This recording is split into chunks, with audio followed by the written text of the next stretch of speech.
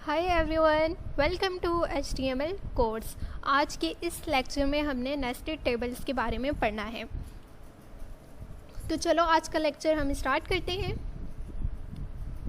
सबसे पहले अगर किसी को ये नहीं पता कि नेस्टेड टेबल्स किसे कहते हैं तो पहले मैं वो बता देती हूँ। टेबल के अंदर एक और टेबल बनाना, उसे हम क्या कहेंगे? Nested table. कि टेबल के अंदर हमने एक और टेबल बना लिया।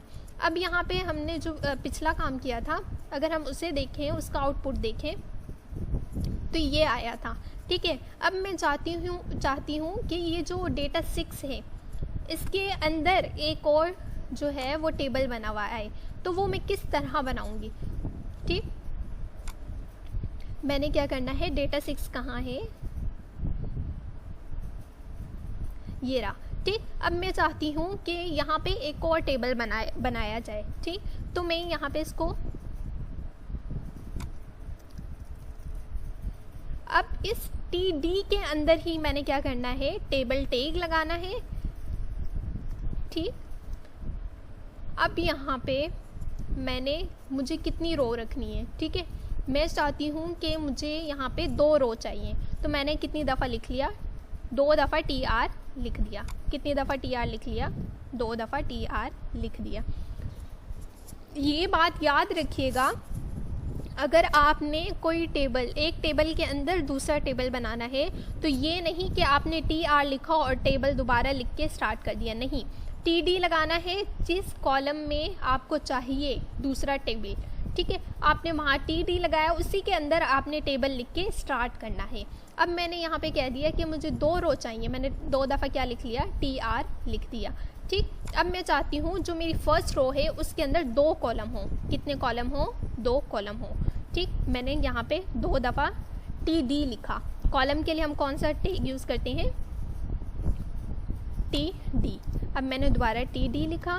ठीक, और यहाँ पे लिख दिया कॉलम 2।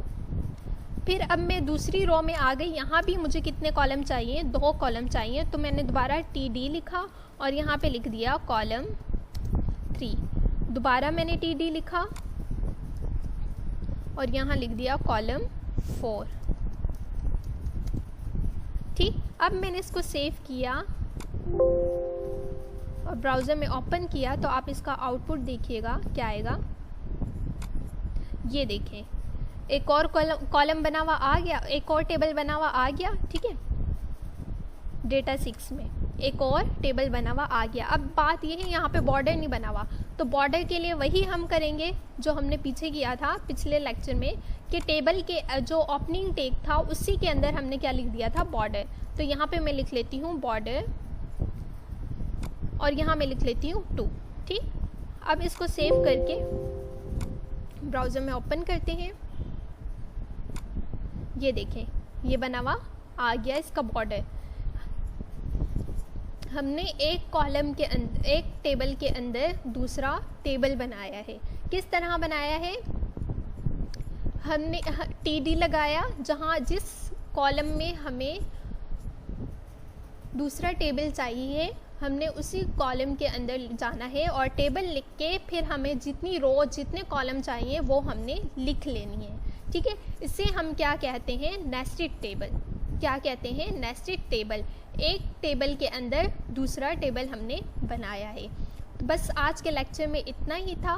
उम्मीद है आपको आज का लेक्चर समझ आ गया होगा। अगर समझ आ गया है तो लाइक, कमेंट, शेयर ज़रूर कीजिएगा। अल्लाह हाफिज़।